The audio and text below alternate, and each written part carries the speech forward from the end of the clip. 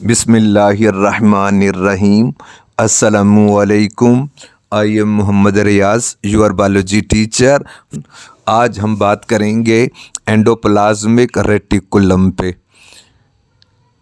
सबसे पहला सवाल यही है कि इसको एंडोप्लाज्मिक रेटिकुलम क्यों कहते।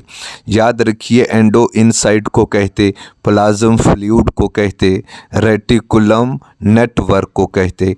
तो एक नेटवर्क को सेल के फ्लूइड में देखा गया तो नाम रख दिया एंडोप्लाज्मिक रेटिकुलम।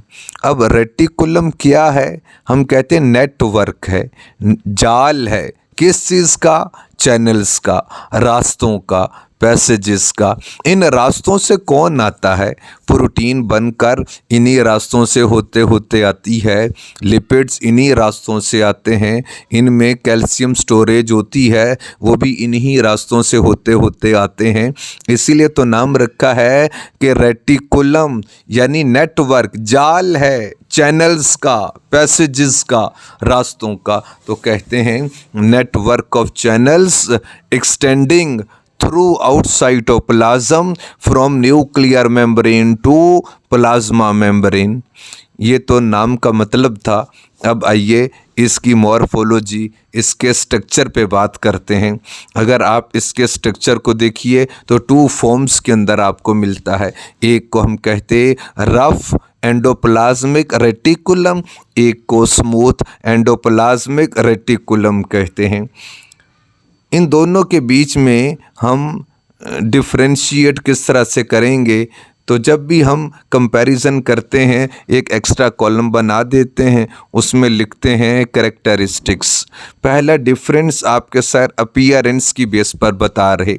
याद रखिए, ये जो RER है यानी रफ एंडोप्लाज्मिक रेटिकुलम, ये रफ अपीयरेंस रखता है। इसका मतलब ये है अनइवन सरफेस होती है, बम्पी अपीयरेंस होती है, इसीलिए तो रफ कहा। लेकिन ये जो स्मूथ एंडोप्लाज्मिक रेटिकुलम, स्मूथ इसीलिए कहा कि इसकी अपीयरेंस स्मूथ होती है, यानी इवन सरफेस होती है। अब आइए इसके रफ होने की वजह जानते हैं। तो कंपैरिजन में सर ने लिख दिया राइबोसोम RER के पास होते हैं, लेकिन स्मूथ एंडोप्लाज्मिक रेटिकुलम यानी SER के पास नहीं होते। इसीलिए तो RER की अपीयरेंस रफ है कि राइबोसोम होते हैं। SER के पास राइबोसोम नहीं, तो स्मूथ अपीयरेंस होती है। RER के पास राइबोसोम क्यों होते हैं? RER की मेम्ब्रेन के साथ एक प्रोटीन अटैच होती है, उसे राइबोफोरिन कहते। राइबोसोम से यह फॉरिन कंटेनिंग को कहते, बेरिंग को कहते। तो राइबोसोम कंटेनिंग प्रोटीन राइबोफोरिन ही कहेंगे ना।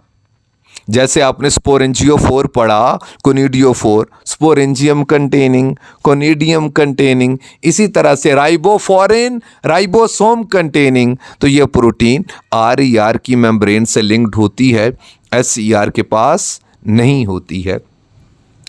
राइबोसोमल RNA या न्यूक्लिक एसिड की बात कीजिए, अब लगता यूं है जैसे दोनों के पास नहीं है, लेकिन प्यारे बच्चों, राइबोसोम की केमिकल कंपोजिशन की बात कीजिए, उसमें राइबोसोमल RNA और प्रोटीन है। तो इसका मतलब है कि राइबोसोमल RNA राइबोसोम का पार्ट है, तो ये RER का भी तो पार्ट है। SER के पास राइबोसोमल RNA यानी राइबोन्यूक्लिक एसिड नहीं होता है। अब हम लोकेशन की बात करेंगे। RER डायरेक्टली अटैच्ड होता है आउटर मेम्ब्रेन ऑफ न्यूक्लियस, लेकिन SER की बात कीजिए तो हम कहते ये नियर टू प्लाज्मा मेम्ब्रेन होता है। अब स्ट्रक्चर की बात करेंगे। RER सैक लाइक होता है, इसीलिए तो उसे सिस्टर्ना कहते।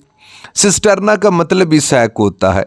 लेकिन SER की बात कीजिए, ट्यूबुलर स्ट्रक्चर होता है, आप देख भी रहे होंगे। अब स्टेबिलिटी की बात करेंगे। RER मोर स्टेबल होता है, SER लेस स्टेबल होता है। ये किस बेस पे बात करते हैं? याद रखिए, RER में या SER में जो भी चीज़ बनती है उसको पैक करता है कौन? SER। तो हम कहते जब वो SCR के अंदर पैक होगा तो मेम्ब्रेन धीरे धीरे रिमूव हो रही होती है, इसीलिए हम कहते SER लेस स्टेबल होता है। अब फंक्शंस की बात करेंगे। RER का क्या फंक्शन है?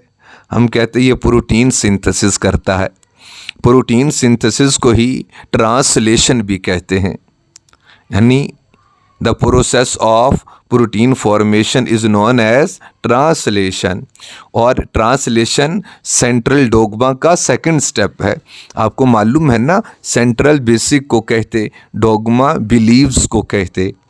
तो बेसिक बिलीव्स इस दुनिया के सारे ऑर्गेनिजम्स का जो बेसिक बिलीव्स हैं वो एक से हैं, यानी आप बैक्टीरिया अमीबा से होते होते हम ह्यूमन बींग्स तक की बात कीजिए, सभी के बेसिक बिलीव्स एक से हैं कि DNA से RNA बनाएंगे, RNA से प्रोटीन की फॉर्मेशन करेंगे।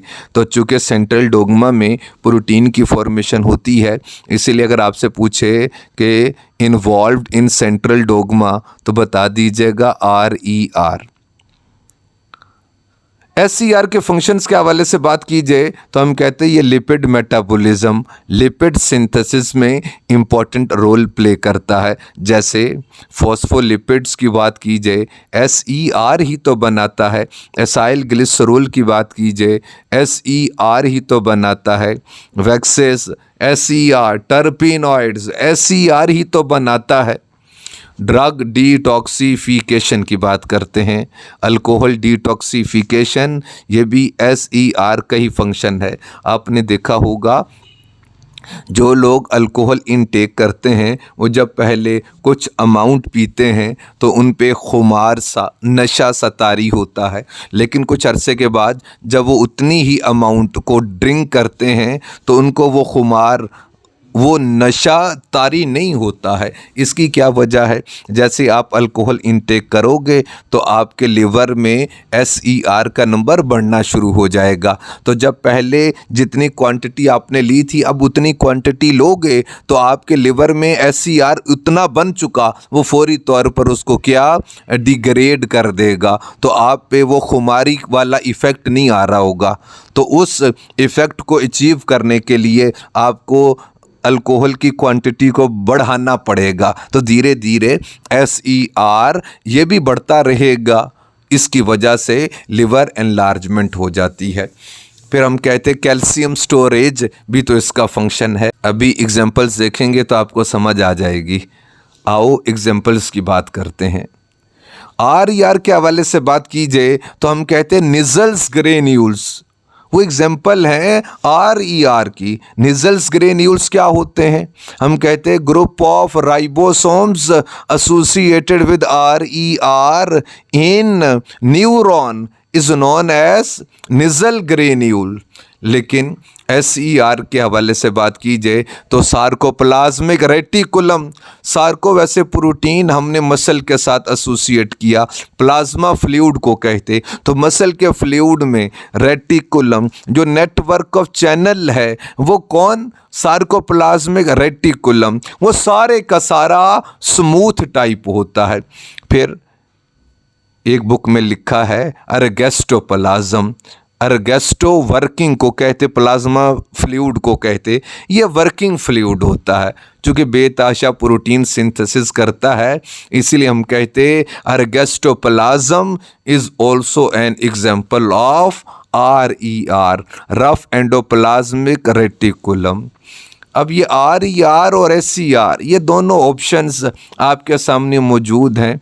आपके सर पूछ रहे, आंसर बताना आपने। विच of the following is single membranes? याद रखिए बोथ ऑफ दीज आंसर होगा।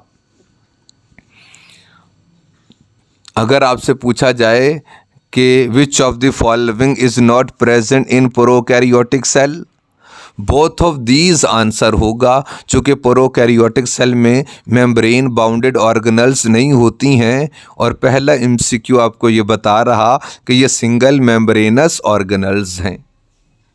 विच of the following is involved in mechanical support? Answer है both of these. Mechanical structural को कहते हैं। तो उसके स्ट्रक्चर को जो सपोर्ट करता है वो RER और SER ये दोनों हैं। Directly linked with outer nuclear membrane RER, insulin forming is RER, glucagon forming is RER, testosterone forming is SER, cortisol forming is SER। चूँकि लिपॉइड हार्मोन्स हैं ना तो उनको SER बनाएगा, लेकिन प्रोटीन हार्मोन्स की बात की जाए वो RER बनाता है। Golgi apparatus forming is SER।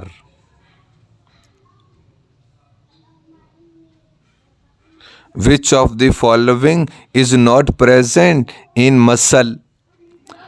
Answer है RER। मसल में जो एंडोप्लाज्मिक रेटिकुलम वो सारे का सारा स्मूथ टाइप होता है, यानी SER टाइप होता है। तो intra storage of calcium is associated with sarcoplasmic reticulum यानी SER। Intracellular conduction of nerve impulse, cell के अंदर जो नर्व इम्पल्स की कंडक्शन है किसकी वजह से? SER की वजह से है। Important constituent of triad SER। तो आपने पढ़ा है कि मसल में T ट्यूब्यूल और 2 एडजेसेंट सार्कोप्लाज्मिक रेटिकुलम वो मिलके ट्राइएड बनाते हैं। तो विच of the following is important component of triad? Answer है SER। Golgi apparatus forming is SER। आप इसको पढ़ लीजिएगा, कोई बात ना समझ आए पूछ लीजिएगा। अस्सलामु अलैकुम, अल्लाह हाफिज़।